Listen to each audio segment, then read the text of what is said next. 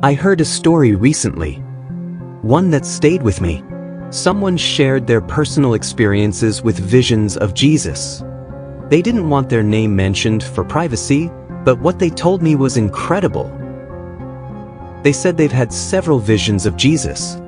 Maybe that sounds unusual, but to them, it felt natural. These weren't just random glimpses. They were moments of guidance, showing them how Jesus sees situations, how to pray, and which direction to take in life. They explained that over time, they didn't seek visions as much, because with every vision came responsibility. Spiritual gifts, they said, are amazing, but they're also heavy.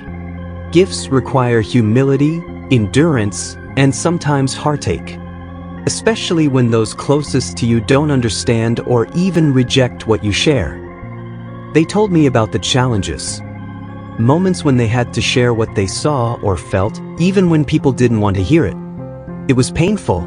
They described leaving a church because obedience to what they believed Jesus was telling them meant facing rejection. Yet, despite the challenges, their encounters with Jesus were life-changing. They spoke of the manifest presence of God, something so profound that words barely capture it. And even when others rejected them, they were reminded.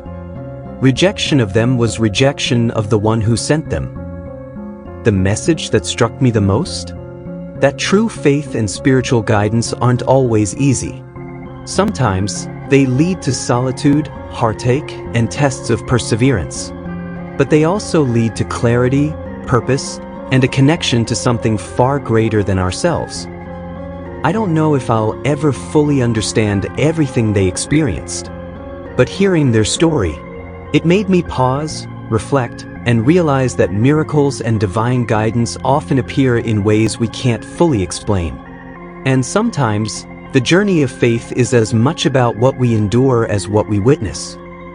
Have you ever experienced something you can't explain? Something that changed the way you see life? I'd love to hear your story.